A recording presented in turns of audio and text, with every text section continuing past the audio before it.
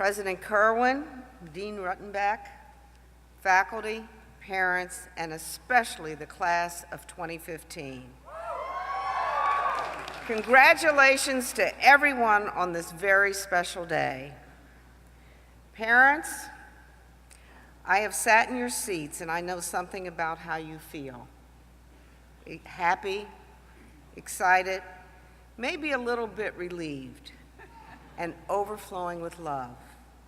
The love and pride that you are feeling for your children is overwhelming, and I know it's hard to hold back the tears. In some ways, today you are graduating too. Your sons and daughters are officially launched. But no matter how far they go, you'll always be their moms and dads. And I salute you for raising such amazing kids. But as people have congratulated me on my own children, I say to them, thank you very much. The jury is still out, and the games are about to begin. You have many years ahead of you, graduates. And as I look across this sea of hats and robes, remember, I want you to remember this day, because once you leave here, you are embarking on a new path of leadership in this very complicated world. Just making it into AU was impressive. From convocation to capstone projects, from Mary Graydon to McKinley, you figured out your major. Now you are starting your career. You are starting life. You all arrived here with full potential, and you leave full of possibility.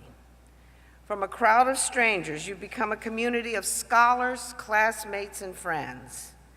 And along the way, you've helped the school achieve national recognition for your commitment to service, your civic engagement, innovation, curiosity, and drive, not to mention the contributions you already made to your field.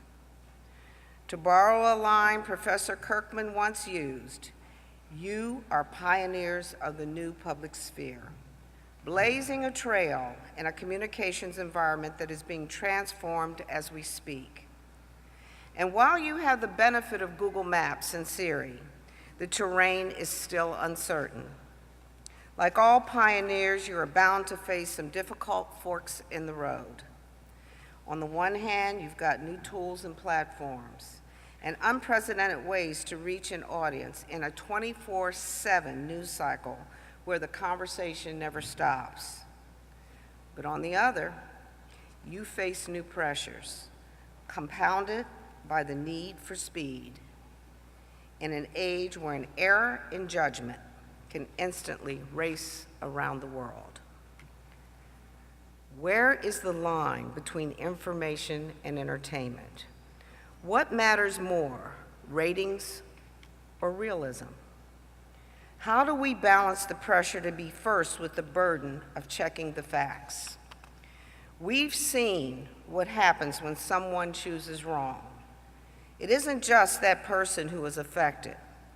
Along with the damage to their personal reputation is the damage to public trust, which feeds into the cynicism and polarization that infects our public discourse today. So whatever your focus, from journalism to film to public communication, I hope you will hold fast to your integrity. Show your true character through your work. Be champions of the truth. Fame and fortune and a gazillion Twitter followers should be the results of all your effort, not the goals. Don't ever set out looking for external validation. Set out to be true to yourselves. We're counting on you. We need your integrity to help anchor our fast-spinning world. And we need your vision to help us see what really matters most. And we need your talent to mobilize us from awareness to meaningful action by telling us stories that illuminate the human condition and the human heart. Those are the stories that turn abstract ideas into something that an audience can relate to, that foster empathy and recognition, that spark accountability. It's the human lens that transforms communication from an exchange to an experience, one that leaves us altered, that broadens our thinking and inspires us in ways we've never dreamed. So I hope that as you leave SOC, you'll always let that human perspective be your guide, because whether the issue is immigration or education, job creation or gender discrimination, health care or housing or climate change, there are people behind every policy. And whatever direction your career may take, from media to nonprofits to public service to PR, when you help other people tell their stories, let their stories be heard, you will find your lives lifted as well. I speak from experience. One of the most meaningful projects I ever worked on was a film called The Other City. It's a documentary about HIV/AIDS crisis here in Washington, D.C. Not many people know that our nation's capital, we have an epidemic rate of HIV/AIDS infection. Over the years, the Washington Post has run a series of important articles on the crisis, but still, not enough people were talking about it. So in 2009, I teamed up with award-winning film director Susan Koch. We wanted to reignite the debate, to make the issue as transparent as possible, to promote education, heighten compassion, and spur more funding for prevention, treatment, and care. And for that to happen, we knew we needed to put a human face on the crisis. We knew we needed to shift the conversation from politics and policies to people.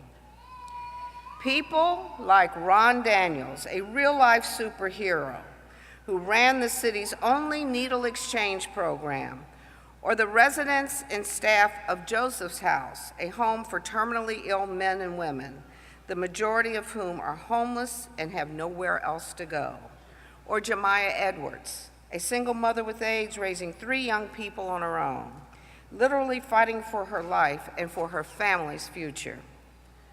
When we were making the film, Jemiah was on welfare and waging a desperate battle against homelessness. Seeing what she was up against and all the hurdles she faced, it was impossible not to care. And caring is where engagement begins. Engagement leads to action. Today, HIV in the district is turning a corner. A number of new cases is going down. Fewer HIV cases are developing into AIDS, and fewer people are dying. Jemiah herself is doing great, and she works for a community health organization, helping educate teens about HIV/AIDS so they can protect themselves and the people they love. Now, I don't claim the other city made all this happen, but I'd like to think it helped open people's eyes. And I'll always be proud of the small part I played in making sure Jemiah's voice was heard. There are thousands more Jemiahs out there. Your job is to find them. Listen for the stories that others are missing. Listen for the voices no one hears. You have the power to give them a platform, to shine a spotlight into the shadows. Your contributions can help change to begin, and I believe they will, because your generation understands that we are all connected. You understand there is no other city. There is no other. There is only us together. You've already shown here at SOC how you choose to apply your talents through the Center for Media and Social Impact, the Center for Environmental Filmmaking, the Investigative Reportive Workshop, and more. You've shown your commitment to bring us together in constructive and meaningful ways. So as you say goodbye to this beautiful campus, stay true to the Eagle spirit. Use the new tools available to you to keep sharing ideas that matter. Make social media a force for social justice.